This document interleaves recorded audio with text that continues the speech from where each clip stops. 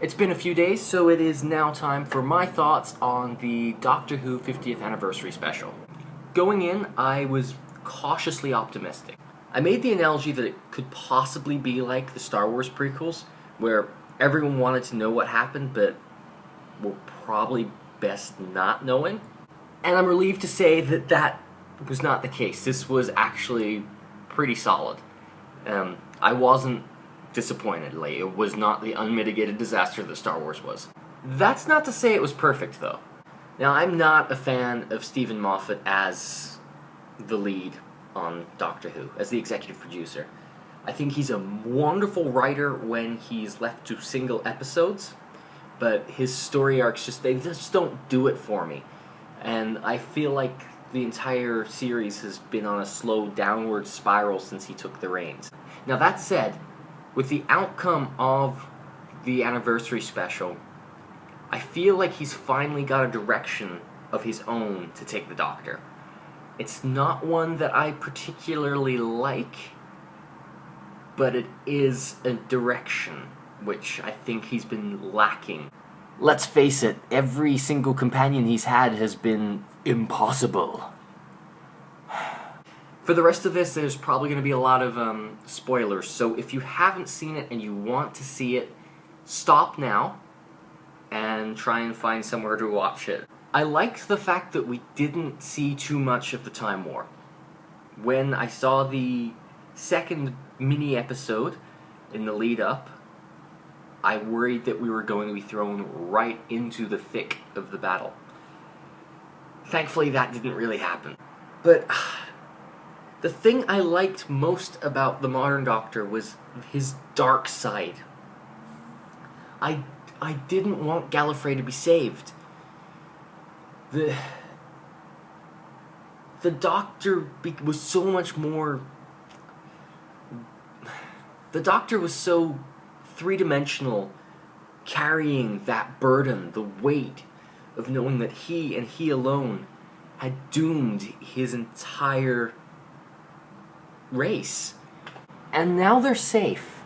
He had a motivation. There was a reason he was traveling, helping people, looking for redemption.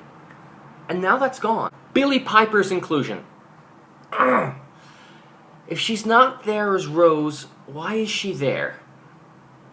So we have this weapon of mass destruction that has a conscious user interface, and it chooses to mold itself in the image of someone from the Doctor's future.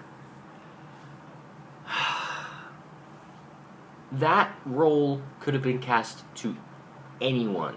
Someone we've never seen before. There was just no reason for it to be Billie Piper. I'm sorry. I mean, I'm sure it was nice to have her back on the set, and I'm sure fans loved the idea of having Rose back, but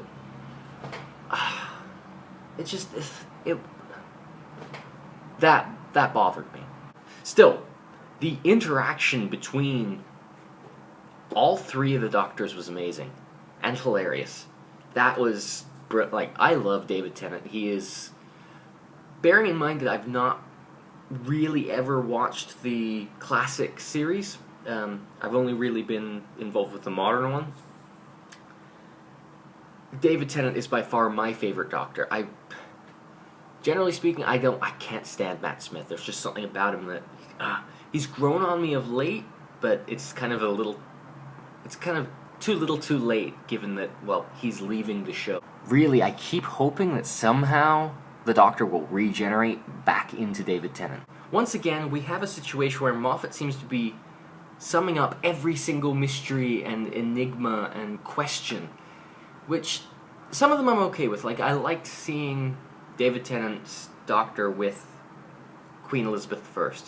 That was a loose end that it could have just been left flapping in the wind for the rest of eternity, but that's kind of tied up, and that's nice. It further closes his chapter as the Doctor. But I like the mystery. I like not knowing. It feels like the series is being dumbed down. But that's just my humble opinion. it looks like the Doctor's goal now will be finding Gallifrey, which I expect will be something that consumes the incoming Doctor.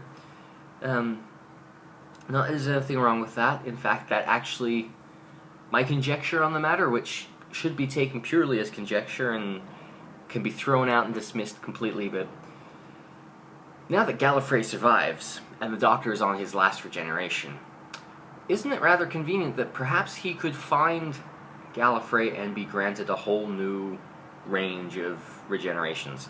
I don't know. That's just a take that or leave it. Bear in mind, I've only seen this the once, so there's probably things I missed, and I actually missed the first 2 minutes. I was also watching a live stream, so I'm sure others have, well, basically the entire world has seen a much better quality screening of the episode. Which is unfortunate for me, but blah-da-da. So, I strongly encourage you to go and check it out if you haven't already. If you've made it to this point, then, well, you've already know what's going to happen. Obviously, you don't know how it happens, but you know what's going to happen, so it might be a waste of time, whatever. So, that's all.